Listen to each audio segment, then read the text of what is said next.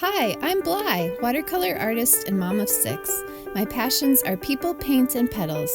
Please join me from my kitchen table where I teach you fun watercolor skills so that you can incorporate this creative hobby into your own busy life.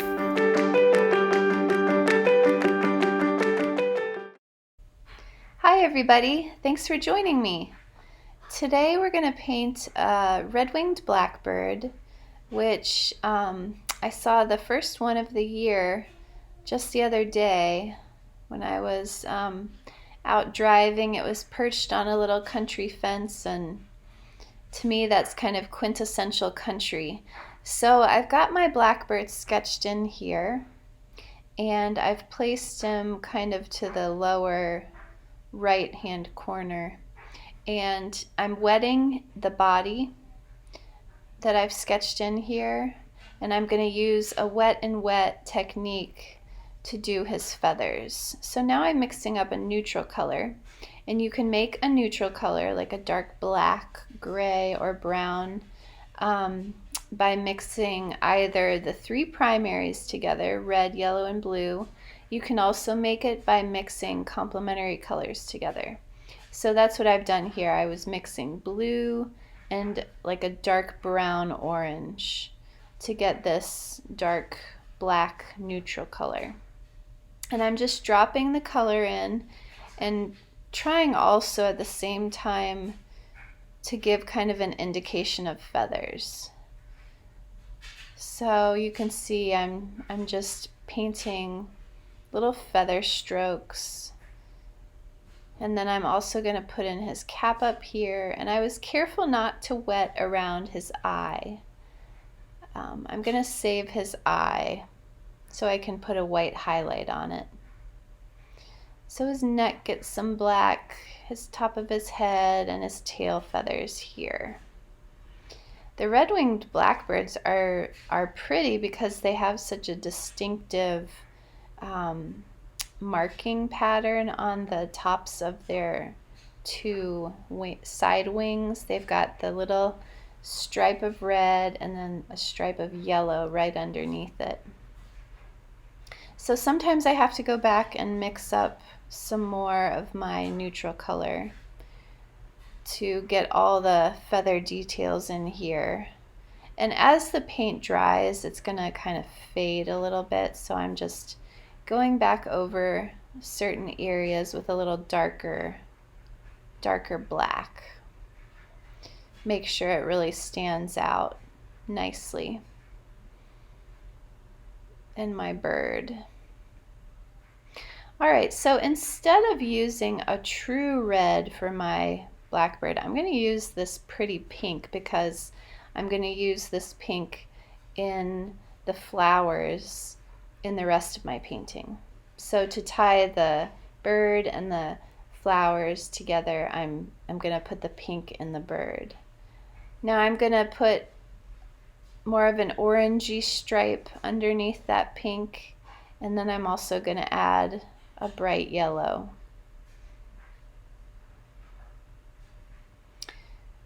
And I'm really happy with how this is turning out.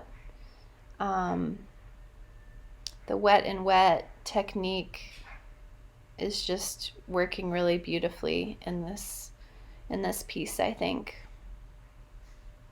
Okay, so now I'm going to wet with just plain water a branch, and my branch is angling from underneath the bird from the lower right hand corner to the upper left hand corner, and it has several branches coming off of it, and I can also go back in later and add a few more.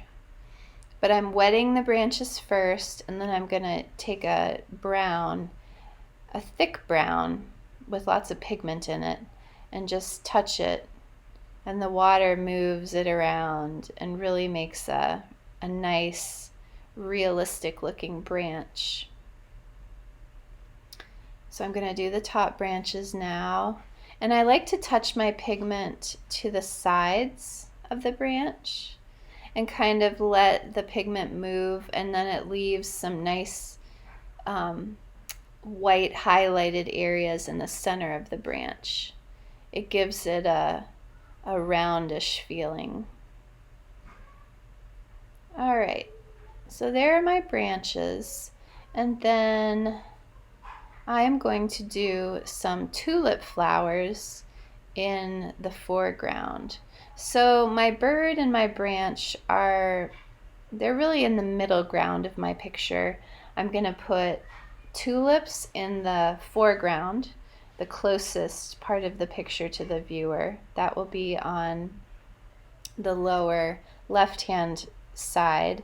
And then I'm also going to put a few little tulips in the background. I'm going to do this tulip shape in the foreground here. So I'm going to use a purple, really pretty, bright, springy purple. And just using the shape of my brush, I press down in strokes to mimic the two thick petals of a tulip that you can see as the bloom is still mostly closed. Now I'm going to mix up some different greens. This one is sort of a blue-green, but I'm going to use a variety because the more variety you have, the more interesting your picture will look. So here's just the top of my tulip bloom, and then I'm going to put in a few little leaves as well. So I continue to add some leaves on the tulip.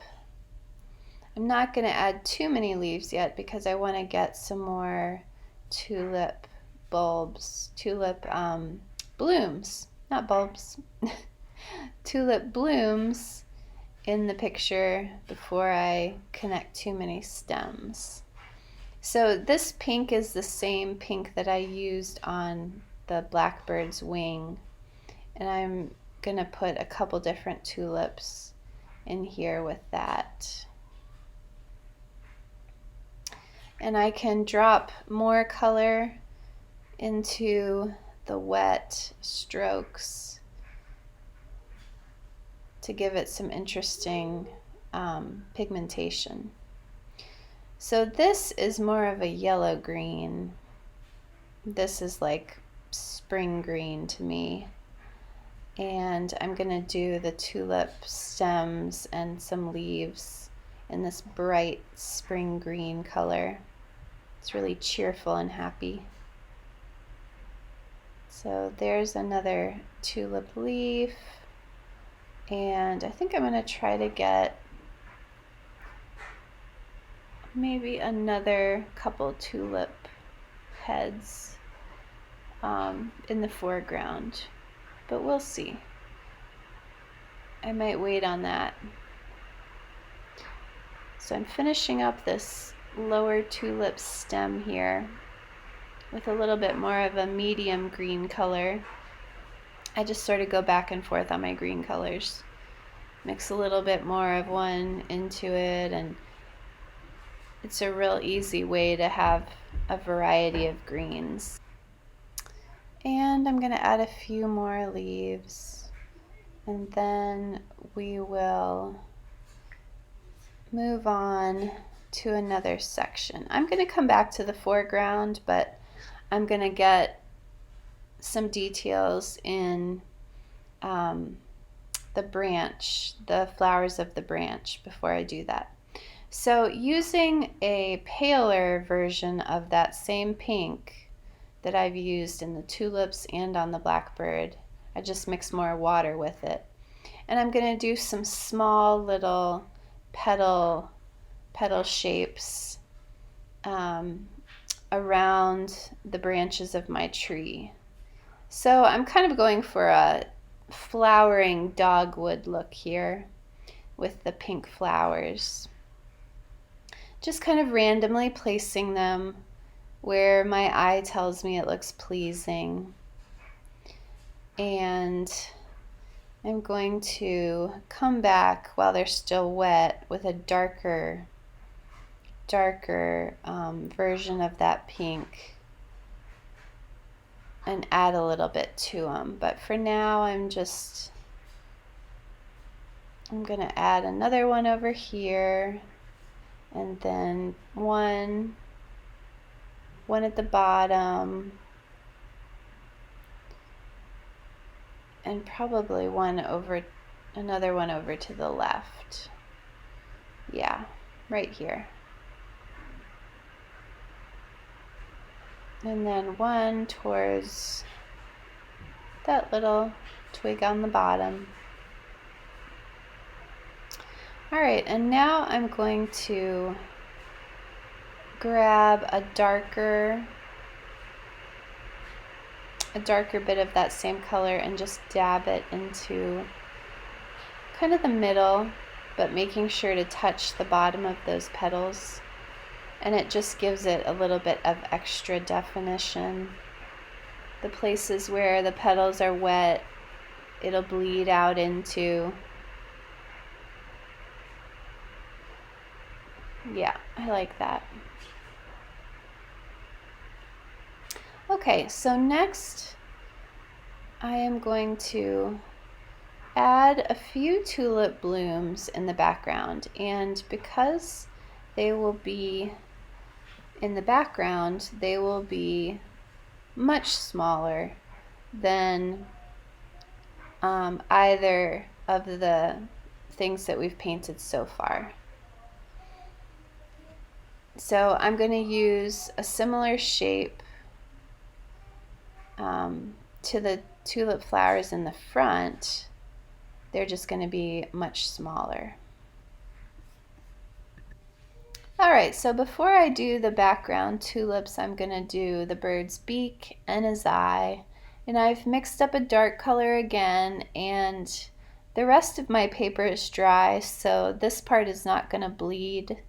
And I'm just giving the beak some more definition, and then I'm going to paint in his eye, being sure to leave a little glint of white. When you do that, it gives the impression of light bouncing off of the object. Alright, so there's the bird's eye. And maybe towards the end I will add a few more details in his feathers, darken some of the areas. Now I'm going to add those background tulip heads, and similar shapes and colors, just making them smaller so that we can tell that they're in the background. Everything in the background is smaller than things that are in the foreground, so that's an easy compositional trick to use when you do your pictures. So with my greens, I'm just going to give this little cluster of tulips some greenery, some stems, some leaves, keeping it loose. And then I'm going to add some final details to the rest of the picture. And I might add some more of that pretty yellow spring green, that really light color, light fresh color. Another good rule of thumb to keep in mind as you're painting is that if you use a color in one place in a picture, it's always a good idea to try to use it in another spot. It just provides some balance in your picture. And I'm going to use some water and just kind of make that look real sketchy back there. Alright, now I'm thinking about in the foreground coming back in and adding a couple more tulips, I think.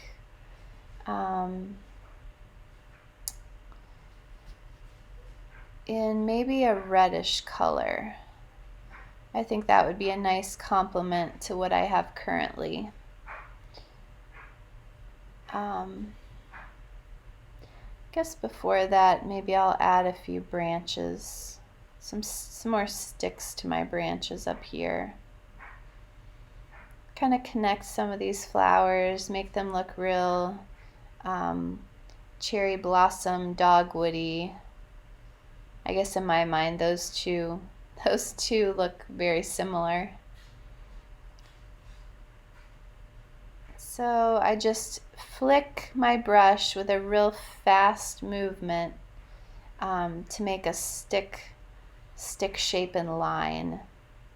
Your line will be tapered towards the end if you move it quickly. So that's how I'm doing those. And I'm pretty satisfied with the flowers on the branch.